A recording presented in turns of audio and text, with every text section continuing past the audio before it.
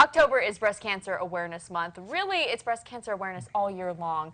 But there's only a few days left in October, so now is the time, if ever, to get checked. We've got Dr. Brian Gushichan and Terry Imada from the Kapi'olani Medical Center. Thank you both for being here. They're here to talk about two special programs. One of them allows you to get checked for free. We'll get to that in a bit. Dr. Gushichan, talk about why getting mammograms are so important.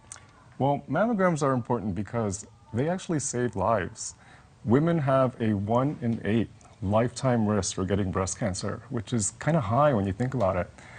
Mammograms have the ability to find breast cancer when they're smaller, earlier, when more treatment options are available for a patient. What age should women start getting mammograms at?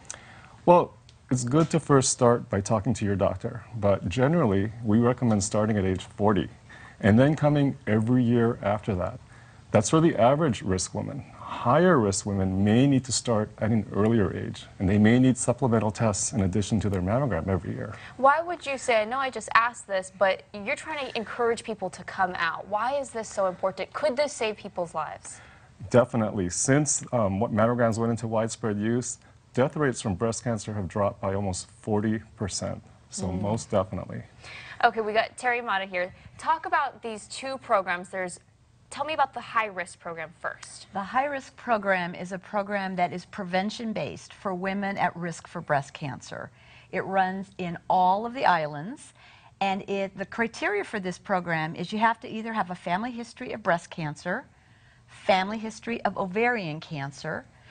You could be one of the individuals in which you found in your family you have a genetic mutation, like BRCA is a very common one a lot of women think about. And then lastly, you can also be in this program because you might have had a surgical biopsy that came back with a precancer. That would be called atypical hyperplasia or lobular carcinoma in situ. So any of those criteria places a woman at a lot higher risk for breast cancer, and we do a lot of closer screening, supplemental screening with additional imaging, beyond mammography many times, and many times genetic testing as part of the program. So you guys really keep a close eye on these patients. We do, because they're much higher risk for breast cancer, and the name of the game is to catch it early. If you have got it, you might as well catch it early because your treatment options are so much better. Now, you guys also have a program that allows women to get this done for free. So for everyone watching, there's really no excuse. Correct. There's a second program that is running at Kapi'olani, and that is called the Breast and Cervical Cancer Control Program.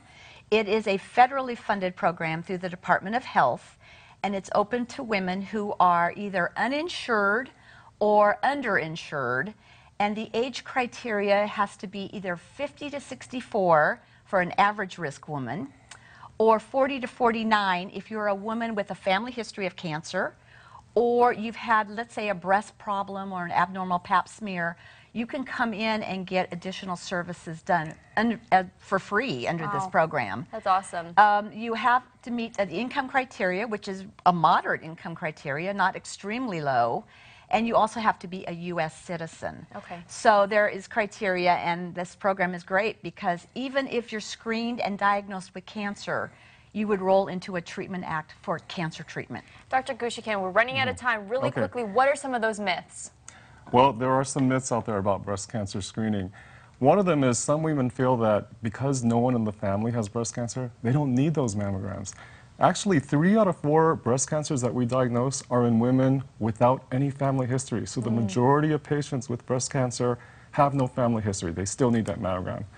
Sometimes there's a fear about radiation with the mammogram, that the mammogram may actually cause harm. I can assure you that the radiation dose from a mammogram is extremely small. It is a very safe procedure. It has to be balanced against the benefit of finding breast cancer at an earlier, more treatable stage, and that benefit far outweighs any minuscule risk by the mammogram itself. All right, thank you guys both for being in here. You heard it from them, no excuse. Free programs as well if you need it. Bridget, back to you. No excuse indeed. Thank you, guys.